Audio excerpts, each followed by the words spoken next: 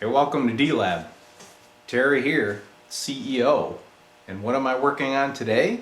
Another Peavey Classic 30. I've worked on a bunch of these things. Every one of them come in here with bad filter caps. It's a common problem. But this one also had bad tube sockets caused by somebody taking that golden screwdriver to them.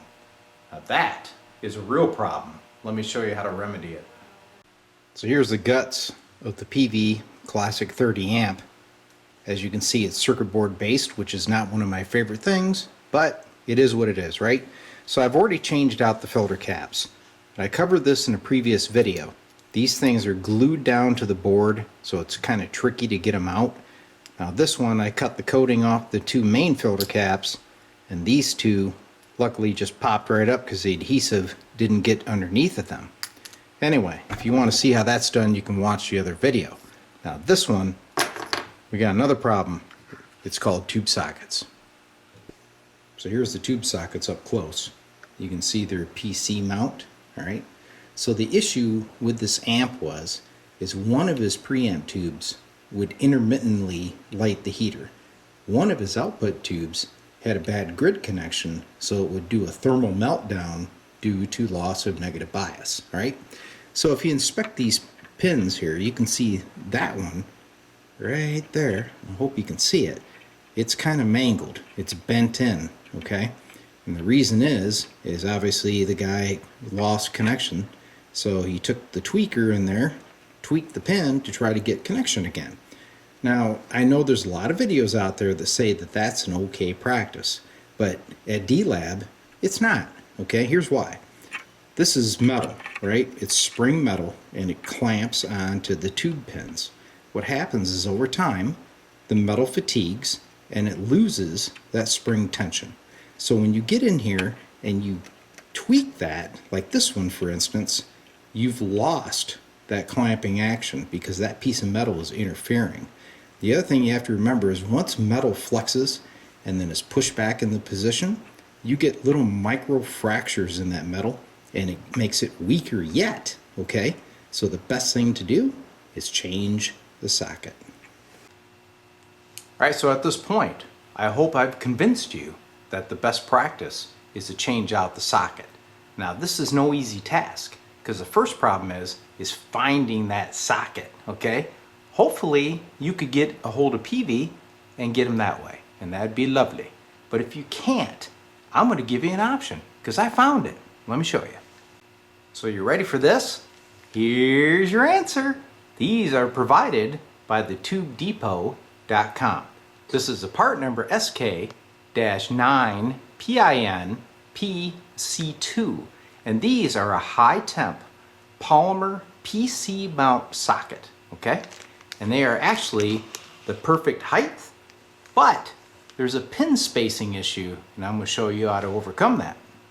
So here's the tube lineup, and you can see right over here, if you look closely, we got an oddball, and that is that tube socket that I just showed you that the tubedepot.com sells.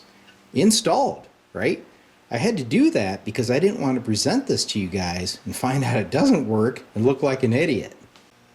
So how do you install the new sockets? All right, first off, here is the one that I removed, and you can see that all the pins are cut, right? So what you're going to need is some very nice flat cutting precision wire cutters, okay? And you're going to get under these pins, you're going to snip them just like that. You're going to go around that guy, you're going to cut all these pin sockets, and then we'll extract the pins underneath like teeth. So here we go, last pin, boom, she's off. You can see the remnants of the pins. Now we're going to take a soldering iron, we're going to heat them up, and they'll fall right out. There's the new socket. Here's the one we just took out. I'm just going to take my iron, I'm going to heat this terminal up, push him through. Same with this guy, heat him up, push him down. Then I'm going to take these wire cutters, grab them from underneath, heat it up, bam, there's the pin. And do that all the way around. Extract them guys.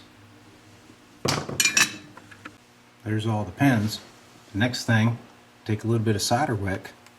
You're going to get in here and clear the holes for the new socket. Okay? Take your time. Don't put on too much heat. But use solder wick, okay? And use a good quality solder wick so that you don't damage these foils, okay? Once again, patience. Holes are cleared now, and I'm ready to install the new socket. But it won't go in because the spacing's different. The old sockets had this flange that they bent over and then down. The new ones, they're straight down, but that's no issue. Let me show you what you got to do. Alright, so you probably guessed it. All I'm going to do is bend these pins down straight, like this. Okay? So the socket will actually lay flat on the board. Okay? So we're going to bend all these guys down straight, and then I'm going to come out here and bend these up so that they match the same mounting pattern as the old sockets. There it is, the new pattern. Okay? You bend them flat, and then where they taper, you do a right angle. Okay? Then they will drop right in here, pretty much like it was made for it. You can see there's plenty of leads here to solder to. Solder that baby in, then what I do is I reach underneath, I push up, make sure it's seated, okay?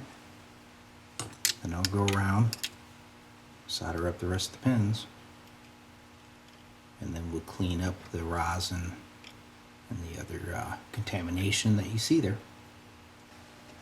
So she's soldered in, and I take a little alcohol and a Q-tip, clean off that rosin. You can see we got a little piece of solder right there. I'll have to knock that off. But when you're done, there's plenty of lead here. You can feel the tips on all these tube pins. It's a perfect install of an aftermarket socket, and my guess is it's probably better than the original. So we have two installed now. Looking great. I'm going to go through and change the rest, and I'll show you that when I'm done.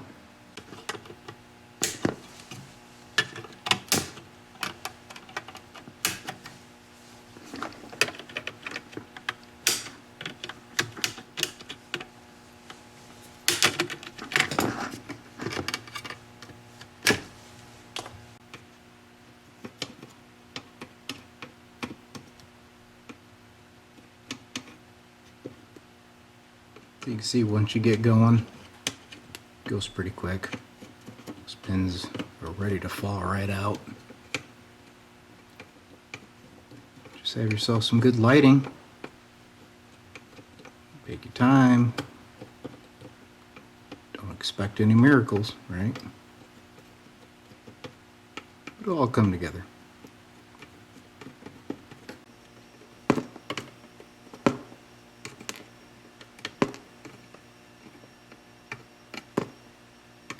So if you did a few of these, you'd be like, man, this is nothing. The only word of caution is, don't put too much heat on those foils, okay? You don't want to damage those. That would really complicate things. Out with the old, in with the new. We're all installed. Everything's soldered up, cleaned up, ready to reinstall into the amp. So there is a easy Peavey repair. A little pun by D-Lab. Anyway, you can see it is a little bit time consuming, and yes, working on the circuit boards is much more difficult than a true tube amp. However, this is a great option if you have one of these amps and you need to change those sockets. Get a hold of the Tube Depot. Maybe they'll actually send me something for this, take me out to lunch or something. I don't know. Hope you enjoyed the video.